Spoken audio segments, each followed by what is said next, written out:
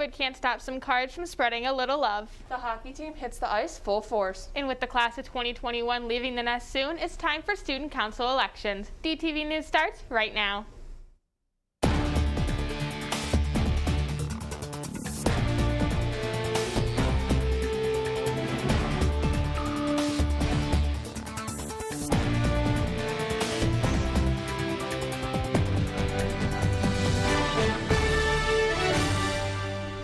Last week, a group of students got together to spread some love for Valentine's Day. Good morning, Davison. I'm Emily Ferrante. And I'm Kate Lawrence. This Valentine's tradition is one many students look forward to every year. Morgan Welch is in the studio with all the details. How about it, Morgan?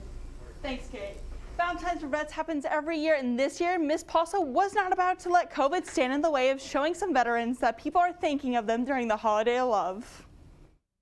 After a year of cancellations, rescheduling, and a good dose of heartbreak, Valentine's for Vets is stepping in, ready to spread some love. With a few COVID guidelines to follow, Ms. Paulso pulled off another amazing year for the veterans at the Saginaw VA Hospital. To be honest, I wasn't really sure we'd even be able to have Valentine's for Veterans this year with everything going on. So one day I approached Mr. Jacobs, Principal Jacobs, and I asked him if there was a possibility, and he said, you know, sure, why can't we do it? With these safety measures implemented, the students gathered in the cafeteria rather than the usual spot in the library. We were planning on having it in the media center, but we had such a huge interest this year that we moved it to the cafeteria so we could space everyone out. For many, this activity was a way to earn community service hours or just to do something nice. But for Owen, it meant a little more than that. My grandpa used to work at the VA a lot because he was a vet and he served. And I've had family members go to war and stuff, so it's like, all right, we'll give it back a little, kind of carry on his legacy of always helping out. A new tactic Ms. Paulso used is kits. Instead of the conveyor belt method used for Valentine's for Vets in the past, they switched it to a personal package with all the needed materials inside. We did a lot less cards per person. Usually it's a sort of assembly line, and then when you get to the end, it's sort of you write all your words and you put them in cards, so it's a lot more cards per person. After the year we've had, it's good to send a smile and show others we care. I've had friends and family go over to like Afghanistan and come back completely different. You know, they're changed by the stuff they see. So to be put in a situation where family and visitors are very rare, and then to get, you know, a Valentine from someone who actually cares, I would love it. Morgan Welch, DTV News. Thanks, Morgan. Today is the last day to sign up to represent your class in student council. Your application is due after school to Miss Martin in room 263. All students are welcome to apply. The date for the election has yet to be determined. Seniors, your time to get free money for college is running out. Anyone looking for local scholarships have until March 5th to get signed up. Make sure you check your student email because information about the Google Classroom was sent out a while ago. For any questions, see Ms. Swain in the guidance office. The main and west parking lots no longer have parking spots available, which means that if you need a parking spot, the only lot you can park in is the east lot. You must have a permit to park on campus. If you park on campus without a permit, you will be ticketed. To get a permit, you need to pick up a vehicle registration form at the front office, complete it, and have a parent sign it. Be ready to show your license and registration and pay $10. You can pay on the school's eFund site, or you can also pay at the front office. Once all of those have been completed, you will be assigned the next available parking spot. Students, get ready to enjoy a 3-day weekend as there's no school on Monday, so make sure you turn off your alarm to enjoy your day off. Coming up in sports, Davison's hockey coach reached a big milestone Wednesday night. Plus, Maddox Bissett has the forecast for your 3-day weekend. Now that we are back in school, it's not just about getting good grades, but staying safe. Here are a few tips for everyone to remember. You should always use hand sanitizer when entering and exiting a classroom.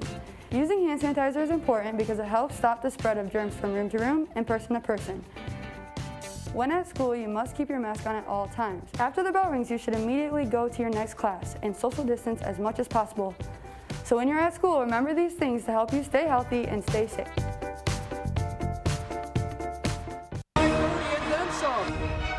Davison is going for the upset. With that strong arm.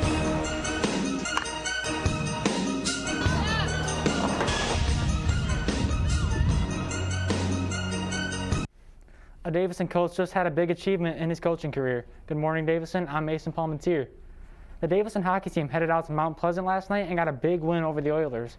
Not only was this a significant win because it was his first game back after contact sports were put on hold, but it was Coach Doug Towler's 600th win in his coaching career. He did it in style too, with the end score being 9-1 and a dominant performance from the Cards. Congrats to Coach Towler and the team. We have some Davison teams heading into action to end off the week.